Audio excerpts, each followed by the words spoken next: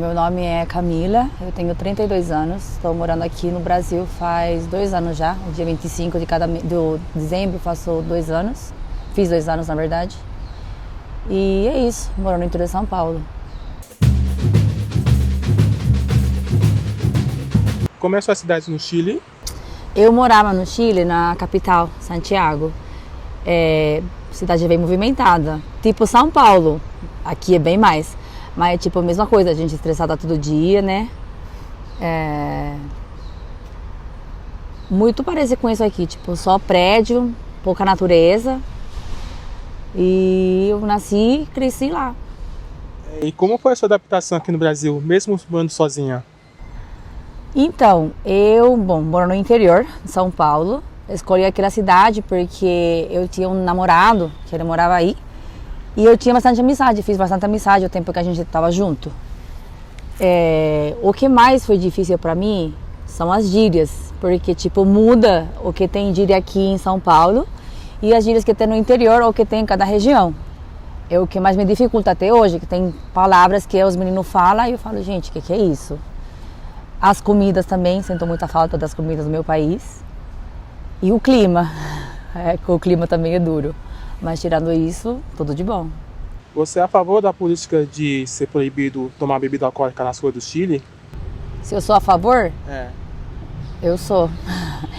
Fica muita bagunça, tipo, você vê aqui mais na capital, no interior não é tanto. Mas você vê a situação que fica aqui, tipo, muito lixo na rua, muito mendigo chapado nas ruas. Eu acho que culturalmente a gente já tá criado assim.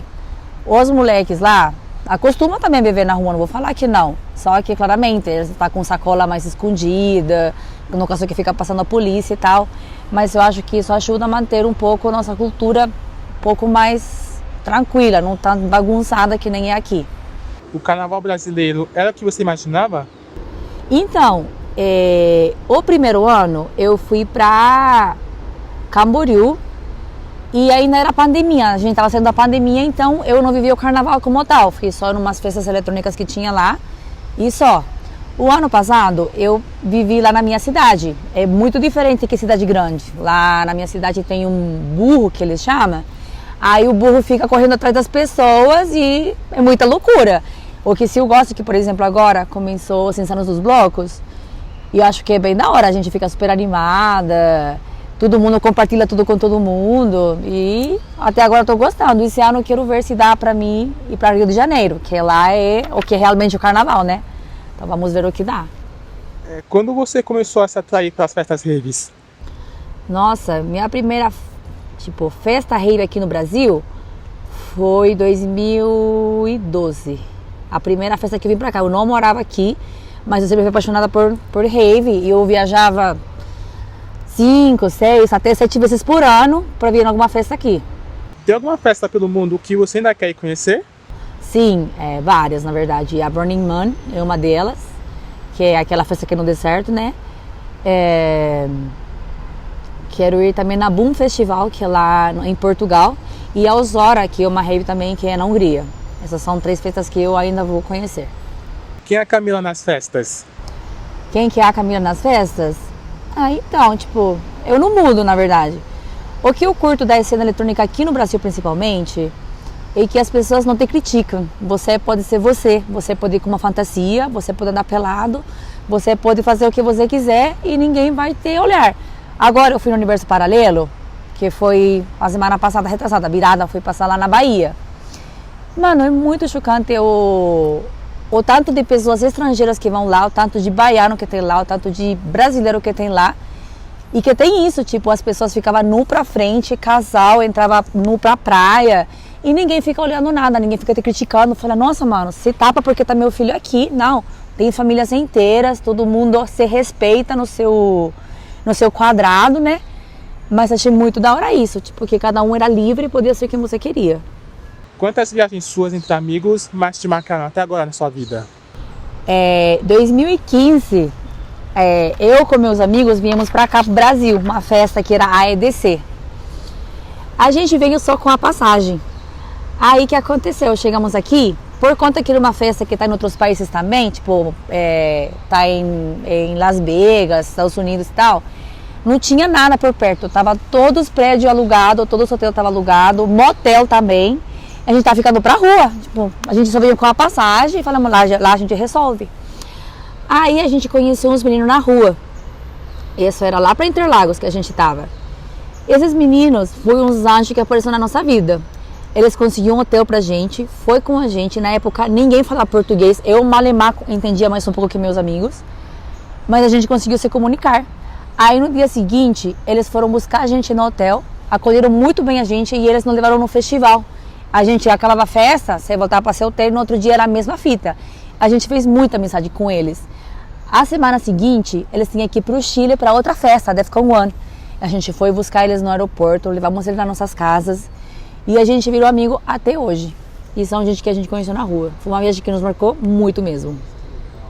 Brincar na neve é uma experiência única. Ah, é muito da hora.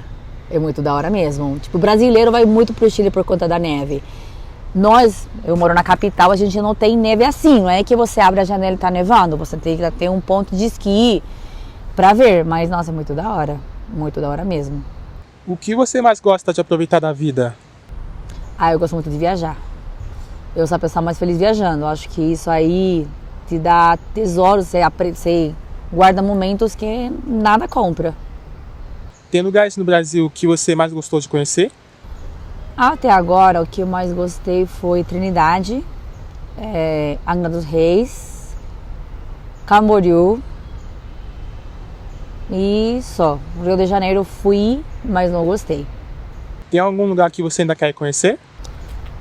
Agora, na outra semana, eu vou estar indo para Maceió, que é um lugar que eu queria conhecer, ainda não tinha conhecido.